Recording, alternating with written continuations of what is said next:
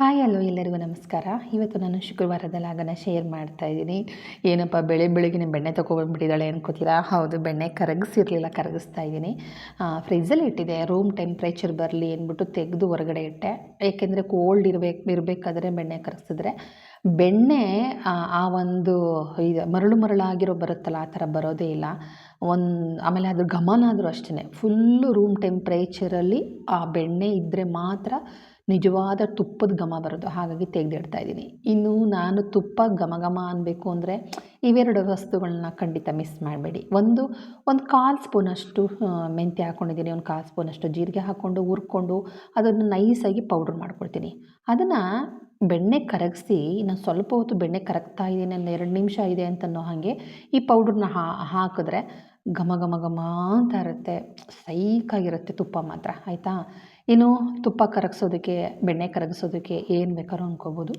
ಇದಕ್ಕೆ ನಾನು ಹಾಕಿರ್ತಕ್ಕಂಥದ್ದು ಬೆಳ್ಳುಳ್ಳಿ, ಕರಿಬೇವು ಸೊಪ್ಪು, 2 ಹರಳು ಉಪ್ಪು, ಸ್ವಲ್ಪ ಅರಿಶಿನ ಪುಡಿ ಇಷ್ಟನ್ನು ಹಾಕ್ಕೊಂಡು ಆಮೇಲೆ ನಾನು ತುಪ್ಪ ಮಾಡ್ಕೊಳ್ತೀನಿ. ದೇವಸ್ಥಾನಕ್ಕೆ ಅಥವಾ ದೇವರಿಗೆ ಅಂತಂದರೆ ಇದು ಯಾವುದೂ ಹಾಕೋದಿಲ್ಲ, ಖಾಲಿ ಬೆಣ್ಣೆ ಮಾತ್ರ ಕರಗಿಸ್ಕೊಂಡು ತುಪ್ಪ ಮಾಡ್ಕೊಳ್ಳೋದು. ಬನ್ನಿ ಸ್ನೇಹಿತರೆ, ಇವತ್ತಿನ ವೀಡಿಯೋನ ಶುರು ಮಾಡ್ತಾ ಇದ್ದೀನಿ. ವಿಡಿಯೋ ಇಷ್ಟ ಆದಲ್ಲಿ ಒಂದು ಲೈಕ್ ಕೊಡಿ, ಹೊಸ ನೋಡ್ತಾ ಇರೋರು ಸಬ್ಸ್ಕ್ರೈಬ್ ಮಾಡ್ಕೊಳ್ಳಿ, ನಿಮ್ಮ ಅನಿಸಿಕೆ ಅಭಿಪ್ರಾಯಗಳನ್ನು ಕಮೆಂಟ್ ಹಾಕಿ ಅಂತ ಹೇಳ್ತಾ ವೆಲ್ಕಮ್ ಟು ಕೆಂಪೀಸ್ ಕಿಚನ್. ಇವತ್ತು ಹಾಗಲಕಾಯಿ ಗೊಜ್ಜು, ಹಾಗಲಕಾಯಿ, ಆಲೂಗೆಡ್ಡೆ, ಕಡಲೆಬೇಳೆ ಹಾಕಿ ಗೊಜ್ಜನ್ನ ಮಾಡ್ತಾಯಿದ್ದೀನಿ. ಅದ್ರ ಜೊತೆಗೆ ಇವತ್ತು ಒಂದೇ ಒಂದು ವಸ್ತುನ ಮನೆ ತೊಗೊಂಡು ಬಂದೆ, ಅದು ಝೂಕ್ ಬ್ಯಾಗ್. ತುಂಬ ಚೆನ್ನಾಗಿದೆ ಮಾತ್ರ, ಆದರೆ ಕೆಲವ್ರಿಗೆ ಇಷ್ಟ ಆಗುತ್ತೆ, ಕೆಲವ್ರಿಗೆ ಇಷ್ಟ ಆಗೋದಿಲ್ಲ. ಬಟ್ ಏನು ಇಷ್ಟ ಆಗಲ್ಲ ಅದರಲ್ಲಿ ಅದನ್ನು ಸಹ ಹೇಳ್ತೀನಿ. ಬನ್ನಿ. ನಿನ್ನೆ ಒಂದು ಮದ್ದಾಕಿದ್ರ ಬಗ್ಗೆ ಮಾತಾಡಿದೆ, ಬಟ್ ನಾನು ಏನು ಗೊತ್ತಾ ತಪ್ಪು ಮಾಡಿದ್ದು, ಅಲ್ಲಿ ಮದ್ದು ಹಾಕಿರೋದನ್ನು ಹೆಂಗೆ ಕಂಡುಹಿಡಿಯೋದು ಅಂತನ್ನೋದೇ ಹೇಳಲಿಲ್ಲ. ತುಂಬ ಈಸಿ. ಎಲ್ಲ ಹೇಳ್ತಾರೆ ನುಗ್ಗೆ ಸೊಪ್ಪೊಂದು ರಸನ ಅಂಗೈ ಮೇಲೆ ಬಿಟ್ಬಿಟ್ರೆ ಅದು ಮೊಸರು ಥರ ಆಗುತ್ತೆ, ಆಗ ಮದ್ದಾಕಿದ್ದಾರೆ ಅಂತ ತಿಳ್ಕೊಬೋದು ಅಂತ. ಖಂಡಿತ ಹೇಳ್ತೀನಿ ಅದು ಸುಳ್ಳು. ಯಾಕೆ ಗೊತ್ತಾ? ಸಿಕ್ಕಾಬಟ್ಟೆ ಬಾಡಿ ಹೀಟ್ ಆಗಿರುತ್ತಲ್ಲ, ಅಂಥವ್ರ ಅಂಗೈ ಮೇಲೆ ಬಿಟ್ಟರೂ ಸಹ ಅದು ಮೊಸರು ಥರ ಆಗುತ್ತೆ, ಗೊತ್ತಾ? ನಿಮಗೆ 100ಗೆ 100%, 1% ತೆಗೆಯೋದಿಲ್ಲ, 100ಗೆ 100% ರಿಸಲ್ಟ್ ಕೊಡೋ ಅಂಥದ್ದನ್ನು ನಾನು ಹೇಳ್ಕೊಡ್ತೀನಿ. ಏನು ಗೊತ್ತಾ? ಏನಿಲ್ಲಪ್ಪ, ಮನೆಯಲ್ಲಿ ಹುರುಳಿಕಾಳು ಇರುತ್ತಲ್ವ, ಹುರುಳಿಕಾಳನ್ನು 1-2 ಸ್ಪೂನ್ ತೊಗೊಳ್ಳಿ. ರಾತ್ರಿ ಒಂದು ಹಳೆಯದು ಯಾವುದಾದ್ರು ಪ್ಲಾಸ್ಟಿಕ್ ಡಬ್ಬಕ್ಕೋ ಏನೋ ವೇಸ್ಟ್ ಆಗಿರೋ ಒಂದು ಡಬ್ಬಕ್ಕೆ ಸುಸು ಮಾಡಿ, ಉಚ್ಚೆ ಮಾಡಿ ಅದಕ್ಕೆ ಅಂದ್ಬಿಟ್ಟು ತುಂಬ ಡಬ್ಬ ತುಂಬ ಮಾಡೋಕ್ಕೆ ಹೋಗಬೇಡಿ. ಕಡಿಮೆ ಅಂದರೂ ನೀವೇನು ಡಬ್ಬ ತಗೊಂಡಿರ್ತೀರ, ಪುಟಾಣಿ ಡಬ್ಬ, ಅದರಲ್ಲಿ ಒಂದು ಅರ್ಧ ಭಾಗದಷ್ಟು, ಒಂದು 2 ಸ್ಪೂನು ಆ ಹುರುಳಿಕಾಳು ನೆನೆಯೋ ಅಷ್ಟು ಉಚ್ಚೆನ ಅದರೊಳಗಡೆ ಉಯ್ಯಿರಿ. ಉಯ್ದುಬಿಟ್ಟು ಹುರುಳಿಕಾಳನ್ನು ಹಾಕಿ ನೀಟಾಗಿ ಮುಚ್ಚಿಡಿ. ಬೆಳಗ್ಗೆ ಎದ್ದು ನೋಡಿ, ರಿಸಲ್ಟ್ ನಿಮಗೆ ಗೊತ್ತಾಗುತ್ತೆ. ಎಷ್ಟು ಈಸಿಯಾಗಿ ಕಂಡುಹಿಡಿಬೋದು ನೋಡಿ. ಹೇಗೆ ಅಂತ ಕೇಳ್ತೀರಾ? ಮದ್ದೇನಾದರೂ ಹಾಕಿದರೆ ಆ ಹುರುಳಿಕಾಳೆಲ್ಲ ಫುಲ್ಲು ಕಪ್ಪು ಹುರುಳಿಕಾಳಾಗಿರುತ್ತೆ. ಮದ್ದು ಹಾಕಿಲ್ಲ ಅಂದರೆ ಹುರುಳಿಕಾಳು ಏನು ಕಪ್ಪಾಗೋದಿಲ್ಲ. ಹೆದರ್ಕೊಳ್ಳೋ ಅಂಥ ಅವಶ್ಯಕತೆ ಇಲ್ಲ. ಕಪ್ಪಾಗಿದ್ದರೆ ಮಾತ್ರ ಯಾವುದೇ ಕಾರಣಕ್ಕೂ ತಡ ಮಾಡ್ದಿರ ಹೋಗ್ಬಿಟ್ಟು ಮದ್ದನ್ನು ತೆಗೆಸ್ಕೊಬನ್ನಿ. ಕೆಲವ್ರಿಗೆ ಬೇದಿ, ಕೆಲವರಿಗೆ ವಾಂತಿ ಆಗುತ್ತೆ, ಕೆಲವ್ರಿಗೆ ಬೇದಿ ಆಗುತ್ತೆ, ಕೆಲವ್ರಿಗೆ ಹೊಟ್ಟೆ ಊದ್ಕೊಳ್ಳುತ್ತೆ, ಕೆಲವ್ರಿಗೂ ಒಂದೊಂದು ಥರ ವಿಚಿತ್ರ ಆಗಲ್ಲಪ್ಪ, ಅದು ಹೇಳೋಕ್ಕೆ ಅಸಾಧ್ಯ, ಅಷ್ಟು ಹಿಂಸೆ ಕೊಡುತ್ತೆ ಅದು ಮದ್ದು ಹಾಕಿರೋದು, ಆಯಿತಾ? ಇಂಥದ್ದೇ ಊರುಗಳಲ್ಲಿ ಮದ್ದನ್ನು ಹಾಕ್ತಾರೆ ಅಂತ ಪದ್ಧತಿ ಇದೆ, ಗೊತ್ತಾಯ್ತಾ? ಕೆಲವು ಅದಕ್ಕೋಸ್ಕರನೇ ಹೇಳೋಕ್ಕಾಗಲ್ಲ ಇಲ್ಲಿ ಯಾವ್ಯಾವ ಊರ ಕಡೆ ಹಾಕ್ತಾರೆ ಅಂತ, ಅದಕ್ಕೋಸ್ಕರನೇ ನಾವು ಹೊರಗಡೆ ಊಟ ಮಾಡೋದಿಲ್ಲ. ಬನ್ನಿ, ಇವಾಗ ಝೂಕ್ ಅವ್ರದ್ದು ಬ್ಯಾಗ್ ತರಿಸಿದೆ. ಆಲ್ರೆಡಿ 1-2 ಬ್ಯಾಗ್ ಇದೆ. ಈ ಸಲ ಹಳೆ ಪೇಪರನ್ನು ತುಂಬಿ ಕೊಟ್ಟು ಕಳಿಸೋರು ಇಷ್ಟು ದಿನ. ಈ ಸಲ ಮಾತ್ರ ನೋಡಿ, ಏರ್ ಬ್ಯಾಗ್, ಅದಕ್ಕೆಲ್ಲ ಗಾಳಿ ತುಂಬಿ ಅದಕ್ಕೆ ಬ್ಯಾಗಿಗೆ ಎಷ್ಟು ನೀಟಾಗಿ ಕೊಟ್ಟು ಕಳಿಸಿದ್ದಾರೆ. ಅದು ನೋಡೋದಕ್ಕೆ ಒಂದು ಖುಷಿ ಆಯಿತು. ಈ ಬ್ಯಾಗನ್ನು ತಂದ ತಕ್ಷಣ ಏನೇ ಆನ್ಲೈನ ಪ್ರಾಡಕ್ಟ್ಗಳು ತೊಗೊಂಡ್ರು ಅದರಲ್ಲೊಂದು ಟ್ಯಾಗ್ ಇರುತ್ತೆ, ಗೊತ್ತಾ? ದಾರ ಕಟ್ಟಿ ಒಂದು ಚೀಟಿ ಬಿಟ್ಬಿಟ್ಟಿರ್ತಾರೆ. ಹಾಗೆ ಒಂದು ಏನೋ ಒಂದು ಫ್ಯಾನ್ಸಿಯಾಗಿ ಫ್ಯಾಷನಾಗಿ ನಿಂತಿರೋ ಹುಡುಗನೋ ಮಕ್ಕಳು ಏನೋ ನಿಂತ್ಕೊಂಡಿರೋಂಗೆ ಒಂದು ಟ್ಯಾಗನ್ನು ಬಿಟ್ಟಿರ್ತಾರೆ. ಅದನ್ನು ಕಿತ್ತಾಕೋಕೆ ಹೋಗಬೇಡಿ. ಕಿತ್ತಾಕಿದ್ರೆ ಮತ್ತೆ ರಿಟರ್ನ್ ತೊಗೊಳೋದಿಲ್ಲ. ಇದ್ರ ಪ್ಲಸ್ ಪಾಯಿಂಟ್ ಹೇಳ್ತೀನಿ, ಕ್ವಾಲಿಟಿ ಚೆನ್ನಾಗಿದೆ, ಅದರಲ್ಲಿ ಹಾಕಿರೋ ಲೆದರ್ ಚೆನ್ನಾಗಿದೆ, ಅದರೊಳಗಡೆ ಹಾಕಿರೋ ಲೈನಿಂಗ್ ಬಟ್ಟೆ ಚೆನ್ನಾಗಿದೆ. ಕಂಪಾರ್ಟ್ಮೆಂಟ್ಗಳಿಲ್ಲ ಇದರಲ್ಲಿ. ಒಂದು ಬ್ಯಾಗು ಸಾದಾ ಸಿಂಗಲ್, ಒಂದು ಒಳಗಡೆ ಲ್ಯಾಪ್ಟಾಪ್ ಇಡೋದಕ್ಕೆ ಅಂತಂದ್ಬಿಟ್ಟು ಒಂದು ಕಂಪಾರ್ಟ್ಮೆಂಟ್ ಬಿಟ್ಟರೆ ಬೇರೆ ರೀತಿ ಸಣ್ಣದಾಗೂ ಪುಟ್ಟದಾಗೂ ಒಂದು ಕಂಪಾರ್ಟ್ಮೆಂಟ್ ಇಲ್ಲ. ಅದೊಂದು ಬೇಜಾರು ಈ ಬ್ಯಾಗಲ್ಲಿ. ಬೇರೆ ಬ್ಯಾಗ್ಗಳಾದರೆ ಸುಮಾರು 1-2-3 ಕಂಪಾರ್ಟ್ಮೆಂಟ್ಗಳು ಇರುತ್ತೆ, ಬಟ್ ಈ ಬ್ಯಾಗಲ್ಲಿ ಇಲ್ಲ. ಹೆಣ್ಮಕ್ಳ ಬಗ್ಗೆ ಗೊತ್ತಲ್ವಾ, ಏನೇ ಇದ್ರೂ ಬ್ಯಾಗು ಇಷ್ಟು ದೊಡ್ಡ ಬ್ಯಾಗ್ ಆದರೂ ಸಾಕಾಗೋದೇ ಇಲ್ಲ ಅಲ್ವಾ? ಕೆಲವೊಂದು ಸಲ ಅಂತೂ ಸಾಕಾಗೋದೇ ಇಲ್ಲ ಬಿಡಿ. ಹಾಗಾಗಿ ಓಕೆ, ಆಫೀಸ್ ತೊಗೊಂಡೋಗ್ತೀವಿ, ಒಂದು ಫೈಲ್ ತೊಗೊಂಡೋಗ್ತೀವಿ, ಲ್ಯಾಪ್ಟಾಪ್ ತೊಗೊಂಡೋಗ್ತೀವಿ ಅಂತಂದರೆ ಓಕೆ, ಈ ಬ್ಯಾಗ್ ಚೆನ್ನಾಗಿದೆ, ಕ್ವಾಲಿಟಿ ವೈಸ್ ಸೂಪರ್, ಒಂದು 10 ವರ್ಷ ಬಾಳಿಕೆ ಬರುತ್ತೆ. ಓಕೆ ಬನ್ನಿ, ಇವತ್ತು ಶುಕ್ರವಾರ ಪೂಜೆ ಎಲ್ಲ ಆಯಿತು. ಗುರುಗಳಿಗೆ ಆರತಿ ಮಾಡಿದೆ. ಆರತಿ ಮಾಡಿ ಎಲ್ಲ ಮುಗಿಸಿ ಆಮೇಲೆ ನಿಮ್ಮ ಜೊತೆ ಮಾತಾಡ್ತಾಯಿದ್ದೀನಿ. ನಿಮ್ಮ ಜೊತೆ ಮಾತಾಡ್ತಾ ಹಾಗೆ ಹಾಗಲಕಾಯಿ ಗೊಜ್ಜು ಚಪಾತಿನ ಮಾಡ್ತೀನಿ. ನಿನ್ನೆ ವಿಚಾರದಲ್ಲಿ ಮದ್ದನ ಬಗ್ಗೆ ಹೇಳ್ತಾಯಿದ್ದೆ ಅಲ್ವಾ, ನಿನ್ನೆ ವಿಚಾರದ ಬಗ್ಗೆ ಆಮೇಲೆ ಮಾತಾಡೋಣ. ಇಷ್ಟೇ ಸ್ನೇಹಿತರೆ, ಬೆಳಗ್ಗೆ ಎದ್ದು ನೋಡ್ಕೊಳ್ಳಿ. ಫುಲ್ ಬ್ಲ್ಯಾಕ್ ಆಗಿತ್ತು ಹುರುಳಿಕಾಳು ಅಂತಂದರೆ ನೀಟಾಗಿ ಹೋಗ್ಬಿಟ್ಟು ಒಳ್ಳೆ ನಿಮ್ಗೆ ಯಾವ ಕಡೆ ಇದ್ದೀರಾ ಅಲ್ಲಿ ಒಳ್ಳೆ ಕಡೆ ಮದ್ದು ತೆಗ್ಸೋರ ಹತ್ರ ಹೋಗ್ಬಿಟ್ಟು ತೆಗೆಸಿ. ಏನು ಗೊತ್ತಾ, ಇನ್ನೊಂದು ಹೇಳ್ತೀನಿ. ಬೆಳಗ್ಗೆ ಎದ್ದು ಹಲ್ಲು ಉಜ್ಜಿದರ, ಬಾಯಿತೆ ಬ್ರಷ್ ಮಾಡಬಾರ್ದು, ಹಲ್ಲು ಉಜ್ಜಿದರ 2 ಏಲಕ್ಕಿಯನ್ನು ಬಾಯಿಗೆ ಹಾಕ್ಕೊಂಡು ಸಿಪ್ಪೆ ಸಮೇತ ಅಗೆದು ತಿಂದು ನೀರು ಕುಡ್ಕೊಂಬಿಡಿ. ಅದು ತಿಂದರೂ ಸಹ ಹೊಟ್ಟೆ ಒಳಗಡೆ ಏನಾದ್ರೂ ವಿಷಕಾರಿ ಅಂಶಗಳಿದ್ರೂ ಸಹ ಬೇದಿ ಮುಖಾಂತರ ಹೊರಟೋಗುತ್ತೆ. ಅರ್ಥ ಆಯಿತು ಅಂತ ನಾನು ಅಂದ್ಕೊಳ್ತೀನಿ. ಬನ್ನಿ, ವಿಚಾರ ಬಗ್ಗೆ ಮಾತಾಡಬೇಕಾಗಿತ್ತು. ಜೀವನದಲ್ಲಿ ಎಷ್ಟೋ ಪೂಜೆಗಳನ್ನು ಮಾಡ್ತೀವಿ. ಎಲ್ಲ ದೇವರ ಪೂಜೆಗಿಂತ ಮೊದಲು ಗಣೇಶನಿಗೆ ಪೂಜೆ ಮಾಡಬೇಕು. ನನ್ನ ಮನೆ ದೇವ್ರಿಗೂ ಪೂಜೆ ಆಗಲಿ, ಬೇರೆ ದೇವ್ರ ಪೂಜೆ ಆಗಲಿ, ಗುರುಗಳ ಪೂಜೆ ಆಗಲಿ, ಅಥವಾ ಇಷ್ಟ ದೈವದ ಪೂಜೆ ಆಗಿರಲಿ, ಫಸ್ಟ್ ಪೂಜೆ ಗಣೇಶನಿಗೆ ಮಾಡಬೇಕು. ಗಣೇಶನಿಗೆ ಮಾಡಾದ ಮೇಲೆ ಬೇರೆ ದೇವ್ರಿಗೆ ಮಾಡಬೇಕು ಅನ್ನೋಂಥ ಮಾತಿದೆ. ಅದೆಲ್ಲವೂ ಸರಿ. ಆದರೆ ಏನೇ ಗಣೇಶನ ಪೂಜೆ ಮಾಡಿದ್ರು, ಏನೇ ಹರಕೆ ಹೊತ್ಕೊಂಡ್ರು, ಏನೇ ಹರಕೆ ತೀರಿಸಿದ್ರು, ನಾವು ಇದೊಂದು ತಪ್ಪನ್ನು ಖಂಡಿತ ಎಲ್ಲರೂ ಮಾಡ್ತೀವಿ. ಏನು ಗೊತ್ತಾ, ದೇವ್ರನ್ನ ಕೇಳ್ಕೊತೀವಿ ನಾವು, ಅವ್ರು ಕೊಡಬೇಕು ಅನ್ನೋ ಮನೋಭಾವನ ಫಸ್ಟು ಬಿಡಬೇಕಾಗತ್ತೆ. ಅಂದರೆ ದೇವ್ರ ಹತ್ರ ಮುಂದೆ ನಿಂತ್ಕೊಂಡ ತಕ್ಷಣ ಏನು, ನನ್ನ ಮಗಳು ಮದುವೆ ಮಾಡಿಸಪ್ಪ, ಒಳ್ಳೆ ವರ ಕೊಡಪ್ಪ, ಮಗುವಾಗಿಲ್ಲ, ಒಂದು ಪುಟ್ಟದಾಗಿರೋ ಒಂದು ಮಗು ಬೇಕು, ಇನ್ನು ಕೆಲವರು ಗಂಡು ಮಗುನೇ ಬೇಕು, ಇನ್ನು ಕೆಲವರು ಗೌರ್ನಮೆಂಟ್ ಕೆಲಸ ಬೇಕು, ಇನ್ನು ಕೆಲವರು ಸೈಟ್ ಬೇಕು, ಇನ್ನು ಕೆಲವರು ಮನೆ ಬೇಕು, ಇನ್ನು ಕೆಲವರು ಗಾಡಿ ತೊಗೋಬೇಕು, ಇನ್ನು ಕೆಲವರು ಮಾಂಗಲ್ಯ ಚೈನು, ಚಿನ್ನ ಒಡವೆ ವಸ್ತುಗಳು ತಗೊಳ್ಬೇಕು, ಇನ್ನು ಕೆಲವ್ರಿಗೆ ಏನೇನೇನೇನೇನೋ ಪರ್ಸ್ನಲ್ ಪ್ರಾಬ್ಲಮ್ಗಳು ದೇವ್ರ ಹತ್ರ ಹೇಳ್ಕೊಳ್ತೀವಿ. ದೇವರು ಹೇಳಿದ ತಕ್ಷಣ ಕೊಟ್ಬಿಡ್ಬೇಕಾ? ದೇವರು ಇರೋದು ನಾವು ಆರ್ಡ್ರ್ ಮಾಡೋಕ್ಕೆ, ದೇವರು ಕೊಡೋದಕ್ಕೆ ಮಾತ್ರ ಅನ್ನೋದಲ್ಲ.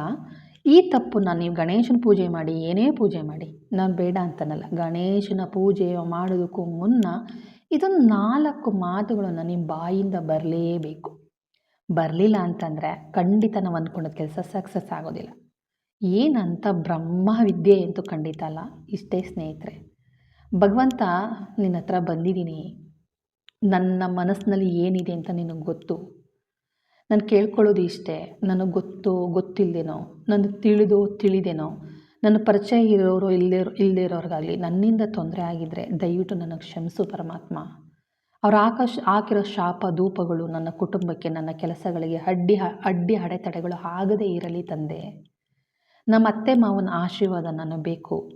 ನಮ್ಮ ಅತ್ತೆ ಮಾವನ ಆಶೀರ್ವಾದನೂ ಕೇಳ್ಕೋಬೇಕು. ಅಲ್ಲಿ ಅತ್ತೆ ಮಾವನಿಗೂ ಅಷ್ಟೇ, ಅತ್ತೆ ಮಾವನ್ನ ಆ ತಂದೆ ತಾಯಿನ ಕೇಳ್ದಿರ ಗಣೇಶನೂ ನಾವು ಕೇಳೋಕ್ಕಾಗೋದಿಲ್ಲ.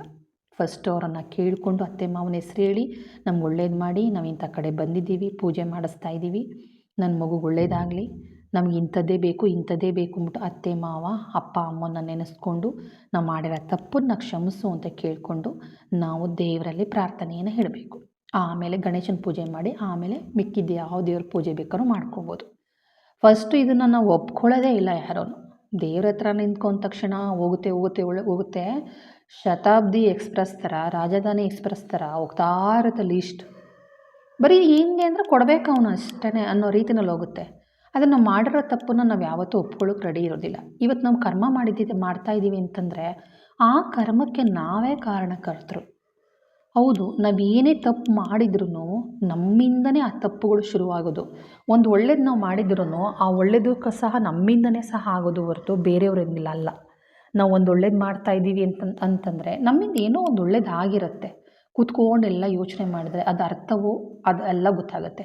ನಮ್ಮಿಂದ ನಮಗೆ ಏನೋ ಒಂದು ಕೆಟ್ಟದಾಗ್ತಾ ಇದೆ, ನಮಗೊಂದು ನೋವಾಗ್ತಾಯಿದೆ, ಕೆಲಸಗಳಾಗ್ತಾ ಇಲ್ಲ ಅಂತಂದಾಗ ನಾವು ಕೂತ್ಕೊಂಡು ಎಲ್ಲ ಬುದ್ಧಿವಂತಿಕೆಯಿಂದ ನಾನು ಏನು ತಪ್ಪು ಮಾಡಿದ್ದೀನಿ, ಅದಕ್ಕೆ ಹಿಂಗೆ ಆಗ್ತಾ ಇದೆಯಾ ಅಂತೆಲ್ಲ ಪ್ರತಿಯೊಂದು ಗೊತ್ತಾಗುತ್ತೆ ಕೂಡ. ಒಬ್ಬ ಮನುಷ್ಯನ ಆಡ್ಕೊಂಡ್ರೆ ಮಾತ್ರ ಕರ್ಮ ಬರೋಲಿಲ್ಲ. ಒಬ್ಬ ಮನುಷ್ಯನ ನೋಡಿ ನಾವು ಭಯ ಪಡ್ತೀವಲ್ಲ, ಅಯ್ಯೋ ಅವನಿಗೆ ಆ ಥರ ಕಾಲ ಆಗಿಬಿಟ್ಟಿದೆ, ಅಯ್ಯಪ್ಪ ಅಲ್ಲಿ ಹೋಗೋದು ಬೇಡ ಕಣಪ್ಪ, ನಮಗೇನಾದರೂ ಬಂದುಬಿಟ್ರೆ ಅಂತ ನಾವು ಏನಾದ್ರೂ ಅಂತೀವಲ್ಲ ನೋಡಿ, ಅದು ಶಾಪವಾಗಿ ಮುಂದೊಂದು ದಿನ ಅದೇನ ಹೇಳ್ತಾರೆ, ರೂಪ ಒಂದೇ ನಾಮ ಹಲವು ಅಂತ ಹೇಳ್ತಾರಲ್ಲ, ಆ ಥರ ಮುಂದೊಂದು ದಿನ ಕಷ್ಟ ಅನ್ನೋದು ಒಂದೇ, ಅದು ಯಾವ ರೂಪದಲ್ಲಿ ಬೇಕಾದ್ರೂ ಬರ್ಬೋದು. ಚೀತು ಅಂತ ನಾವು ಅಸಹ್ಯ ಮಾಡ್ಕೊಳ್ಳೋದು, ಭಯ ಪಟ್ಕೊಳ್ಳೋದು, ಅವ್ರ ಬಗ್ಗೆ ಹಾಡ್ಕೊಳ್ಳೋದು, ಅಥವಾ ಅವ್ರ ಬಗ್ಗೆ ಹತ್ರಕ್ಕೆ ಹೋದ್ರೆ ಏನಾರು ಆಗ್ಬಿಡುತ್ತೇನೋ ನಮಗೆ ಅಂತ ಅನ್ನೋದು, ಅವ್ರನ್ನ ಮಾತಾಡಿಸ್ಬಿಟ್ರೆ ನಮ್ಮ ಮಾನ ಮರ್ಯಾದೆ ಹೊರ್ಟೋಗುತ್ತಾನೆ. ಯಾವುದೋ ಒಂದು ಹೆಣ್ಮಗು ಏನೋ ತಪ್ಪಾಗಿರುತ್ತೆ, ಏನೋ ಮನೆತನದಲ್ಲಿ ಮಾನ ಮರ್ಯಾದೆ ತೆಗೆಯುವಂಥ ಹೋಗುವಂಥ ಕೆಲಸಗಳು ಮಾಡಿರ್ತಾರೆ. ಅಂಥವ್ರನ್ನ ನಾವು ಹತ್ರಕ್ಕೆ ಹೋಗೋದಿಲ್ಲ. ಏನಾರು ಹತ್ರಕ್ಕೆ ಹೋಗ್ಬಿಟ್ರೆ ನಮ್ಮನ್ನು ಕೆಟ್ಟವರು ಅಂದ್ಬಿಟ್ರೆ ಅನ್ನೋ ರೀತಿನಲ್ಲಿ ಇರ್ತೀವಿ. ಯಾರಿಗೋ ಒಂದು ಹುಷಾರಿಲ್ಲ ಅಂದರೆ ಅವ್ರ ಹತ್ರಕ್ಕೆ ಹೋಗಲ್ಲ. ಅಯ್ಯೋ ಅದೇನಾದ್ರು ನಮಗೆ ಬಂದುಬಿಟ್ರೆ ಅಂತ ಅಂದ್ಕೊಂಡಿರ್ತೀವಿ. ನಿಜಕ್ಕೂ ನಮ್ಮ ಮನಸ್ಸಲ್ಲಿ ಆ ಭಾವನೆ ಬಂದರೂ ಸಹ ಕರ್ಮದ ಪ್ರತಿಫಲನೆ ಅದು. ಬೇಕಾದ್ರೆ ಪರೀಕ್ಷೆ ಮಾಡಿ ನೋಡಿ. ಒಬ್ಬ ಸಾಲ ಮಾಡಿ ಏನೋ ಒಂದು ಮನೆ ಮಠ ಕಳ್ಕೊಂಡಿದ್ದಾನೆ, ತುಂಬ ಕಷ್ಟದಲ್ಲಿದ್ದಾನೆ ಅಂತಂದರೆ ಅವನನ್ನು ಯಾರೂ ಮಾತಾಡ್ಸೋದೇ ಇಲ್ಲ. ಆದರೆ ಇಂದಲ್ಲ ನಾಳೆ ಭಗವಂತ ಬೇರೆ ರೂಪದಲ್ಲಿ ನಮಗೆ ಕೊಡ್ತಾನೆ. ಯಾವ ರೀತಿಯಲ್ಲಿ ಯಾವ ರೇಂಜಿಗೆ ಬೇಕಾದ್ರೂ ಕೊಡ್ಬೋದು. ಅದೇ ಹೇಳಿದ್ನಲ್ಲ, ಆ ಹೆಸರು ಒಂದೇ, ರೂಪ ಒಂದು, ನಾಮ ಹಲವು ಅಂತಾರಲ್ಲ. ಹೆಸರುಗಳು ನಾನಾ ಥರ ಇರುತ್ತೆ, ಆದರೆ ದೇವರು ಅನ್ನೋ ಒಂದು ಹೆಸರು ಒಂದಿರುತ್ತೆ. ಆದರೆ ಅವನು ಸಾವಿರಾರು ಹೆಸರುಗಳು ಇರುತ್ತಲ್ಲ, ದೇವರು ಭಗವಂತ ಅದೊಂದೇ. ಆದರೆ ಅವನಿಗೆ ನಂಜುಂಡೇಶ್ವರ, ವೀರಭದ್ರ ಸ್ವಾಮಿ, ಕಾಳಭೈರವ, ಈ ಥರ ನಾನಾ ರೀತಿ ಹೆಸರುಗಳಿರ್ತಾವಲ್ಲ, ಅದೇ ಥರನೇ ಕಷ್ಟ ಅನ್ನೋದು ಒಂದು ಹೆಸರಿರುತ್ತೆ ಹೊರತು ಅದಕ್ಕೆ ಯಾವ ರೀತಿ ಕಷ್ಟ ಅಂತಂದರೆ ಹೇಳೋಕ್ಕೆ ಅಸಾಧ್ಯ. ನಾವು ಅಂದ್ಕೊಂಡಿರಲ್ಲ ಆ ಥರ ಕಷ್ಟಗಳನ್ನ ಕೊಡೋಕ್ಕೆ ಶುರು ಮಾಡಿಬಿಡ್ತಾರೆ. ಹಾಗಾಗಿ ಭಯ ಅಂತ ಅನ್ನೋದಕ್ಕಿಂತ ಹೆಚ್ಚಾಗಿ ಒಬ್ಬರ ಹತ್ರ ಹೋಗ್ಬೇಕಾದ್ರೆ ಭಯ ಪಡೋದು ಬೇಡ. ಭಯ ಅನ್ನೋದು ಸಹ ಅದು ಹೇಳ್ಕೊಳಕ್ಕೆ ಅಸಾಧ್ಯ ಬಿಡಿ, ಅಷ್ಟು ನೋವನ್ನು ಕೊಡ್ತಾರೆ, ಅದಂತೂ ಗ್ಯಾರಂಟಿ. ಅತ್ತೆ ಮಾವನ್ನ ದಯವಿಟ್ಟು ನೀವು ನೋಯಿಸಿದ್ದೀರಾ, ಬೇಯಿಸಿದ್ದೀರಾ, ಅಥವಾ ಅವ್ರಿಗೆ ಅಯ್ಯೋ ಅನಿಸಿದಾರಾ, ಅಥವಾ ಅವ್ರೇನಾರು ನೊಂದ್ಕೊಂಡು ಸತ್ತಿದ್ದಾರಾ ಗೊತ್ತಿಲ್ಲ, ದಯವಿಟ್ಟು ಅವರನ್ನು ಕ್ಷಮೆ ಕೇಳ್ಕೊಳ್ಳಿ. ಪ್ರತಿದಿನ ಕ್ಷಮೆ ಕೇಳ್ಕೊಳ್ಳಿ. ಪ್ರತಿಯೊಂದು ದೇವಸ್ಥಾನಕ್ಕೆ ಹೋದಾಗಲೂ ಅತ್ತೆ ಮಾವ ತಂದೆ ತಾಯಿನ ಕ್ಷಮೆ ಕೇಳಿ. ನನ್ನಿಂದ ಬೇರೆಯವರು ನಮ್ಗೆ ಗೊತ್ತಿಲ್ಲದೇನೋ ಬೇರೆಯವ್ರನ್ನ ಹಾಡ್ಕೊಂಡಿರ್ತೀವಿ, ಅಂದ್ಕೊಂಡಿರ್ತೀವಿ, ಹೀಯಾಳಿಸಿರ್ತೀವಿ. ನಮಗೆ ಗೊತ್ತಿದ್ದು ಕೆಲವೊಂದು ಸಲ ಸುಳ್ಳು ಹೇಳಿರ್ತೀವಿ, ಕೆಲವೊಂದು ಸಲ ಇನ್ನೊಬ್ಬರು ಮೆಚ್ಚೋಕ್ಕೋಸ್ಕರ ಸುಳ್ಳು ಹೇಳಿರ್ತೀವಿ, ನಮಗೆ ಗೊತ್ತಿಲ್ಲದೇನೋ ಸಹ ಸುಳ್ಳು ಹೇಳ್ತೀವಿ. ಅದಕ್ಕೆಲ್ಲ ಕ್ಷಮೆ ಕೇಳ್ಕೊಳ್ಳಿ. ಏಕೆಂದರೆ ನಾವು ಮಾಡಿರೋ ತಪ್ಪನ್ನು ಬೇರೆಯವ್ರ ಎದುರುಗಡೆ ನಾವು ಕ್ಷಮೆ ಕೇಳೋಕ್ಕಾಗೋದಿಲ್ಲ. ಸ್ವಾಭಿಮಾನ ಅನ್ನೋದು ಅಡ್ಡಿ ಬರುತ್ತೆ. ಭಗವಂತನಲ್ಲಿ ನಾವು ಕ್ಷಮೆ ಕೇಳಿದಾಗ ಆ ಭಗವಂತ ನಮ್ಮನ್ನು ಕ್ಷಮಿಸಿ, ಬಿಡು ಆಗಲಿ ಹೋಗಲಿ ಆಗೋಯ್ತು, ಇನ್ನು ಮುಂದಕ್ಕೆ ಆ ಥರ ಮಾಡಬೇಡ, ನೀನು ಅಂದ್ಕೊಂಡಿದ್ದು ನಾನು ಕೊಡ್ತೀನಿ, ನಿನ್ನ ಬೆನ್ನಿಂದ ನಾನು ಕಾವಲಾಗಿರ್ತೇನೆ ಅಂತ ಕಾವಲು ಕಾಯ್ತಾರೆ. ಆದರೆ ಮಾಡಿರೋ ತಪ್ಪನ್ನು ಮತ್ತೊಂದು ಸಲ ಮಾಡಿದ್ರೆ, ಅಥವಾ ನಾವು ದೇವ್ರ ಹತ್ರ ಕೇಳ್ಕೊಂಡಿರೋದು, ನಾವು ಕ್ಷಮೆ ಕೇಳಿರೋದನ್ನ ಮತ್ತೊಂದು ಸಲ ನಾನು ತಪ್ಪಾಯಿತು ಅಂತ ಕ್ಷಮಿಸಿದ ಮೇಲೆ ಮತ್ತೊಂದು ಸಲ ತಪ್ಪನ್ನು ಮಾಡಬಾರ್ದು. ಮತ್ತೊಂದು ಸಲ ಮಾಡಿದ್ರೆ ಮಾತ್ರ ಖಂಡಿತವಾಗ್ಲೂ 1ಕ್ಕೆ 4 ಪಟ್ಟಷ್ಟು ಕಷ್ಟಗಳನ್ನು, ನೋವುಗಳನ್ನ ಅನುಭವಿಸ್ಬೇಕಾಗತ್ತೆ. ಹಾಗಾಗಿ ಎಲ್ಲರನ್ನೂ ಕೇಳ್ಕೊಳ್ಳೋದು ಒಂದೇ, ಹುಷಾರು. ದೇವ್ರ ಹತ್ರ ಕೇಳಬೇಕಾದ್ರೆ ಫಸ್ಟು ನಾನು ತಪ್ಪನ್ನು ಕ್ಷಮಿಸಿ ಅಂತ ಕೇಳ್ಕೊಳ್ಳಿ. ಅತ್ತೆ ಮಾವನ ಕ್ಷಮೆ ಕೇಳ್ಕೊಳ್ಳಿ. ನಾನೇನು ಮಾಡೇ ಇಲ್ಲ ಅತ್ತೆ ಮಾವನಿಗೆ, ನಾನು ತುಂಬ ಚೆನ್ನಾಗಿ ನೋಡ್ಕೊಂಡಿದ್ದೀನಿ ಅಂತ ಅನ್ಬೋದು.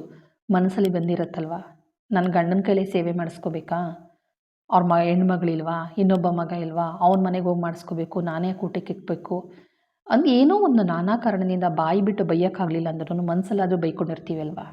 ಹಾಗಾಗಿ ತಂದೆ ತಾಯಿನ, ಅತ್ತೆ ಮಾವನ್ನ, ನಮ್ಗೆ ಗೊತ್ತಿರೋರನ್ನ ಗೊತ್ತಿಲ್ಲದವ್ರನ್ನ ಯಾರನ್ನೇ ಕ್ಷಮೆ ಕೇಳಿಕೊಂಡು ಮುಂದುವರಿಸಿ ಅಂತ ಹೇಳ್ತೀನಿ.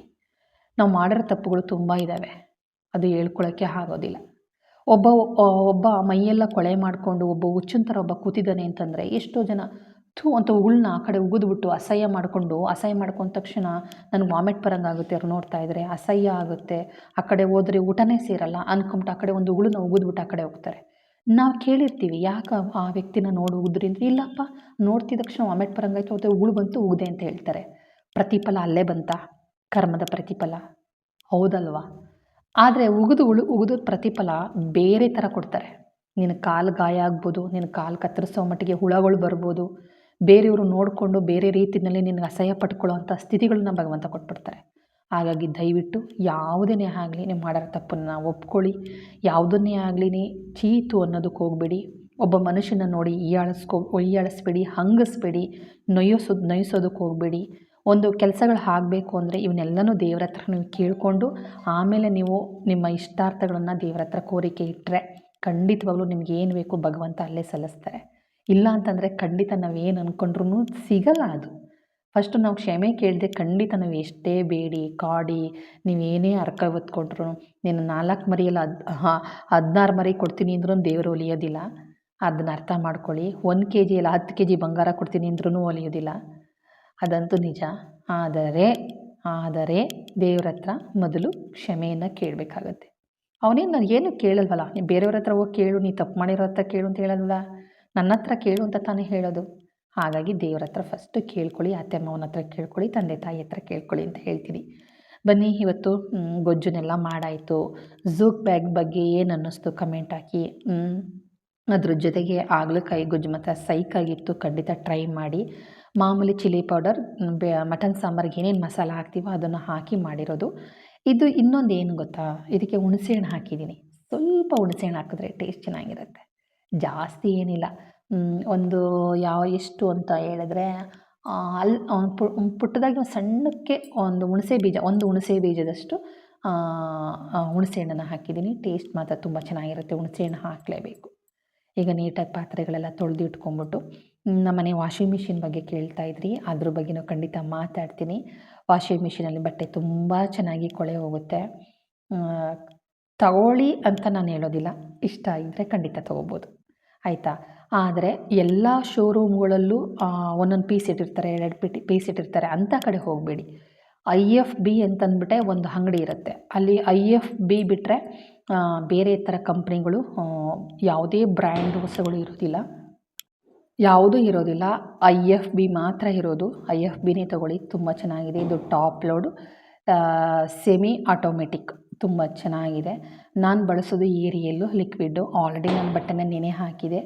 ಸ್ವಲ್ಪ ಇನ್ನೂ ಸ್ವಲ್ಪ ಹಾಕಿ ತೋರಿಸ್ತಾ ಇದ್ದೀನಿ ಅಷ್ಟೇ. ಆಲ್ರೆಡಿ ನಾನು ಮರೆತು ಹಾಕಿಬಿಟ್ಟಿದೆ, ಯಾವ ರೀತಿ ಇದೆ ಲಿಕ್ವಿಡ್ ಅಂತಲೂ ತೋರಿಸ್ತಾ ಇದ್ದೀನಿ ನೋಡಿ. ಅಂದರೆ ಸ್ವಲ್ಪ ಕಾಸ್ಟ್ಲಿ ಇದೆ ಲಿಕ್ವಿಡ್ಡು. ಇಲ್ಲ ಮೇಡಮ್ ನಮಗೆ ಲಿಕ್ವಿಡ್ ತೊಗೊಳಕ್ಕಾಗಲ್ಲ, ಪೌಡ್ರ್ ತೊಗೋಬೋದಾ ಅಂತಂದರೆ ಖಂಡಿತವಾಗ್ಲೂ ಟಾಪ್ ಲೋಡ್ಗೆ ಅಂತಲೇ ಪೌಡ್ರುಗಳು ಬರುತ್ತೆ, ಖಂಡಿತ ತೊಗೊಳ್ಳಿ. ಬಕೆಟಲ್ಲಿ ಕ್ಲೀನಾಗಿ ನೆನೆ ಹಾಕಿ ಆಮೇಲೆ ಬಟ್ಟೆನ ವಾಷಿಂಗ್ ಮಿಷಿನ್ಗೆ ಹಾಕ್ಬಿಟ್ಟು ಆಮೇಲೆ ವಾಶ್ ಮಾಡ್ಕೋಬೋದು. ಆದರೆ ಬಟ್ಟೆ ಹಾಕಬೇಕಾದ್ರೆ ಒಂದೊಂದೇ ಬಟ್ಟೆನ ಹಾಕಬೇಕು, ಒಂದೇ ಸಲ ಬಕೆಟನ್ನು ಎತ್ತಿ ಸುರಿಯೋದಲ್ಲ, ಒಂದೊಂದೇ ಬಟ್ಟೆನ ನೀಟಾಗಿ ಹಾಕಿ ಆಮೇಲೆ ವಾಷಿಂಗ್ ಮಿಷಿನ್ ಆನ್ ಮಾಡ್ಬೋದು.